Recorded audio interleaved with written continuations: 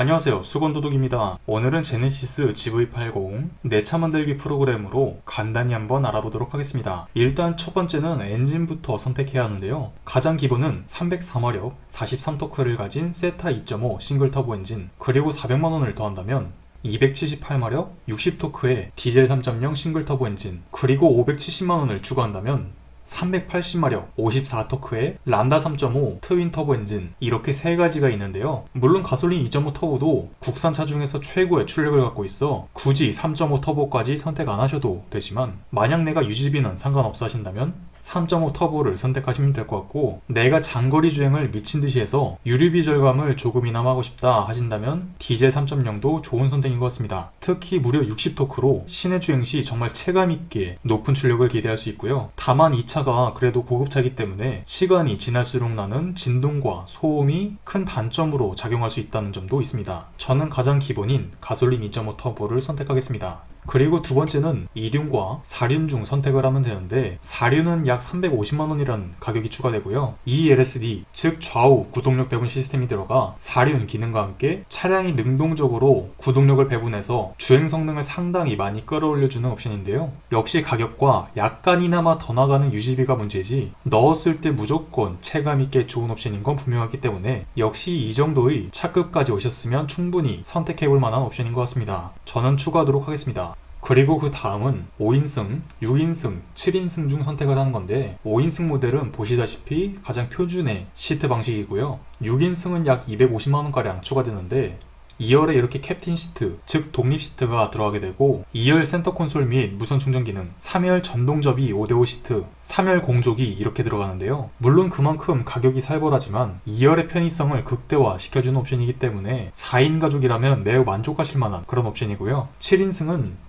기존 5인승 구성에 역시 전동 접이가 가능한 3열 공조기 에어벤트가 들어가게 됩니다. 이건 본인 상황에 맞게 선택하시면 되고요. 저는 그냥 일반적인 5인승 모델을 선택하도록 하겠습니다. 그리고 그 다음은 외장 컬러를 선택해야 하는데요. 흰색 컬러는 가장 인기가 있기도 하고, 물론 이 차량은 정말 모든 색깔이 다 어울리는 차종 중 한 대이기 때문에 내 취향에 맞게 선택하시면 되겠지만, 만약 내가 어떤 색상을 선택해야 할지 모르겠다 하신다면 그나마 가장 무난하기도 하고 나중에 차를 팔 때 세탁기 값 하나는 더 받을 수 있는 이 하얀색이 좋지 않을까 생각이 됩니다. 하지만 나머지 컬러도 정말 예쁘기 때문에 취향껏 선택하시면 될 것 같습니다. 그리고 이렇게 무광 컬러도 있는데 70만원이 추가되고요.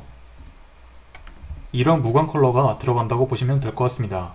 그 다음은 휠과 타이어인데요. 일단 기본으로는 이런 디자인의 19인치 휠 타이어가 들어가고요. 아마 길에서 가장 많이 보이는 건 이 20인치 휠 타이어인데요. 가격은 약 120만원이고 승차감과 연비가 아주 약간 감소하고 전륜에 좀 더 성능이 좋은 이 일체형 모노블럭 브레이크가 적용됩니다. 그리고 마지막으로는 22인치 휠 타이어인데, 실물로 보시면 디자인과 웅장함을 둘 다 잡은 22인치 휠이지만 가격이 비싸기도 하고 승차감이 체감 있게 낮아지고요. 하지만 이런 약간 애매했던 휠을 22인치는 이렇게 웅장한 휠이 들어가기 때문에 좀 더 높은 유지비와 낮은 승차감을 감수하실 수 있다면 선택했을 때 만족도는 높을 것이라 생각이 됩니다. 20인치는 그 사이에서 밸런스를 잡은 휠이라고 보시면 될 것 같습니다. 이제 실내를 한번 알아보도록 하죠. 가장 기본은 스탠다드 디자인인데 세 가지 색상을 선택할 수 있고요. 천연가죽으로 이루어져 있습니다. 그리고 두 번째는 시그니처 디자인 셀렉션 1인데 약 150만원가량 추가되고요. 한 가지 색상이 추가되었습니다. 스탠다드에 비해 추가된 것은 이런 알루미늄 내장재가 적용되는데요. 보시다시피 이 부분이 스탠다드는 그냥 일반 하이그로시로 적용된 것을 볼 수 있죠. 그리고 시트를 보시면 이렇게 기본 천연가죽에 펀칭과 파이핑 디자인이 적용되었습니다. 그리고 크래시 패드와 도어 트림 상하단에 인조가죽 내장재가 적용되었고요. 시그니처 디자인 셀렉션 2는 300만원이라는 가격이 추가되는데요. 휠이 이렇게 투톤으로 바뀌었고, 기존 천연 가죽 시트를 좀 더 가공 과정을 거친 부드러운 나파 가죽으로 바꿔주고요. 이렇게 퀼팅 디자인도 추가되어 고급스러움을 더했습니다. 또한 이런 곳곳에 우드 내장재가 적용되었는데 K5에 들어가는 그런 시트지 같은 우드 그레인과는 다르고요. 진짜 나무를 사용해 만든 내장재라고 보시면 될 것 같습니다. 그리고 이렇게 필라 부분에 스웨이드 내장재가 들어가고요. 역시 크래시 패드나 도어 트림 상하단에 인조가죽, 카 매트도 인조 실크 카 매트가 적용이 되었습니다. 또한 색상이 한 가지 추가되었죠.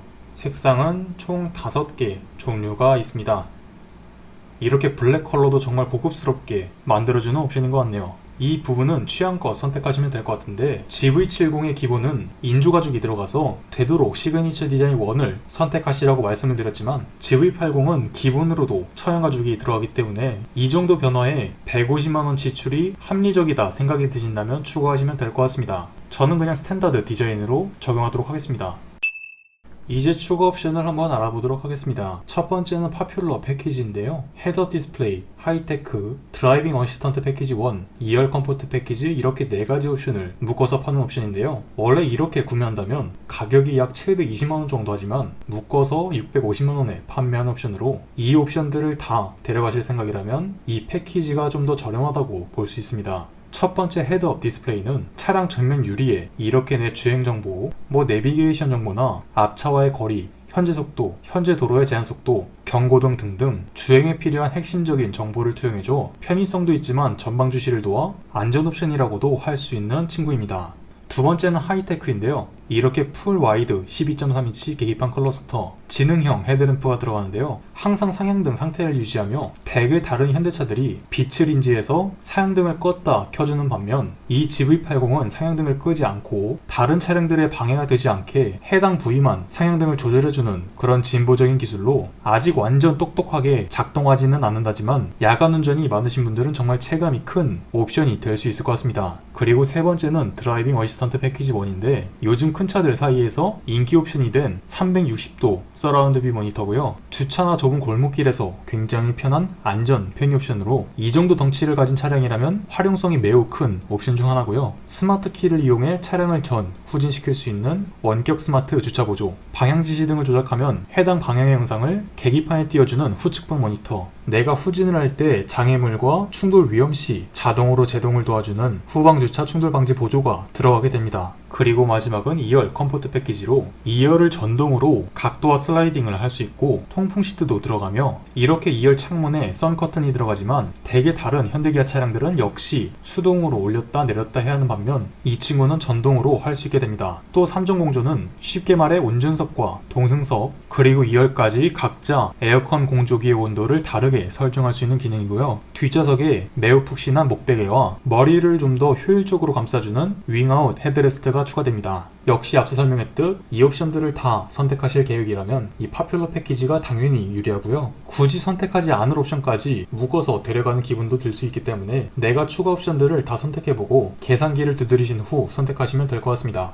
이제 다른 추가 옵션들을 한번 알아보도록 하죠. 첫 번째는 140만원 상당의 파노라마 썬루프인데 되게 흔히 하시는 그런 통짜 파노라마 썬루프가 아닌 이렇게 두 개로 분할되어 있는 방식이고요. 사고 시 유리 파편이 위험할 수 있지만 개방감이 정말 뛰어나고 특히 차박을 할 때 사고 시 유리 파편이 위험하긴 하지만 개방감이 정말 좋은 옵션이니 취향껏 선택하시면 될 것 같습니다. 그리고 두 번째는 헤드업 디스플레이인데요. 아까 설명드린 옵션들은 건너뛰고 설명드리겠습니다. 세 번째는 컨비니언스 패키지로 190만원이라는 비싼 가격을 갖고 있는데요. 운전석과 동승석에 7개의 공기 주머니를 넣어 좀 더 편안한 시트를 만들어주는 기능인데요. 장거리 주행이 많으시다면 정말 체감있게 편할 수 있는 옵션이기 때문에 상황에 맞게 선택하시면 될 것 같고요. 고스트 도어 클로징이라는 기능도 들어가는데 쉽게 말해 문이 살짝 덜 닫혔을 때 차가 자동으로 닫아주는 기능으로 굉장히 편리하지만 끼임 사고도 분명 조심하셔야 합니다. 그리고 하이테크 패키지, 드라이빙 어시스턴트 패키지 1, 그리고 드라이빙 어시스턴트 패키지 2는 첫 번째로 고속도로 주행보조 2 기능이 들어가는데요. 대개 다른 현대차들은 고속도로 주행보조 1이라는 기능이 들어가는데 제네시스 차량들은 고속도로 주행보조 2라고 좀 더 진보된 기능이 들어가는데요. 고속도로에서 방향지시 등 조작 시 자동으로 차선을 바꿔주는 기능이 들어가고 내 운전 스타일을 연동하는 스마트 크루즈 컨트롤, 즉 앞차와 거리 조절까지 하면서 능동적으로 내가 설정한 속도로 주행해주는 스마트 크루즈 컨트롤이 좀 더 똑똑해지고요. 내비게이션 GPS를 이용해 고속도로 진출입로에서도 알아서 감속을 하면서 좀 더 안전하게 주행을 하고 기존 차량과 보행자, 이륜차와 교차로 대항차까지만 인지하던 전방 충돌 방지 보조가 교차로 교차 차량, 측방 접근차, 추월 시 대항차,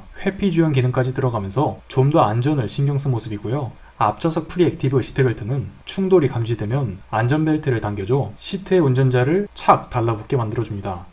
그리고 2열 컴포트 패키지, 뒷좌석 듀얼 모니터는 이렇게 1열 시트 후방에 디스플레이가 들어가는 건데요. 각종 컨텐츠를 사용할 수 있지만 그냥 이 값이면 아이패드를 사다가 뒤에 붙이는 게 좀 더 효율과 가격 면에서 좋기 때문에 추천드리고 싶진 않습니다. 그리고 그 다음은 렉시콘 사운드 패키지인데 기존 9개의 스피커를 2배나 더 많은 18개의 렉시콘 스피커로 바꿔줘 정말 입체적이고 풍부한 사운드를 들려주고요. 액티브 로드 노이즈 컨트롤은 쉽게 말해 실내를 좀 더 정숙하게 만들어주는 옵션이라고 생각하시면 될 것 같습니다. 내가 음악이나 음향기기에 관심이 많다면 추천드리고 싶네요. 그리고 그 다음은 아웃도어 패키지로 약 40만원이란 가격에 이렇게 2열에 220V 단자가 들어갔는데 그렇다 해서 너무 높은 출력의 전자기기는 사용할 수 없고요. 그냥 선풍기나 TV 정도의 전력을 사용하는 가벼운 전자기기만 사용이 가능합니다. 그리고 차량에 시동이 걸리지 않은 상태로 사용을 한다면 배터리에도 상당한 무리를 주겠죠. 또한 러기지 스크린 및 러기지 매트가 들어갔는데 이런 트렁크의 짐을 가려주는 러기지 스크린이나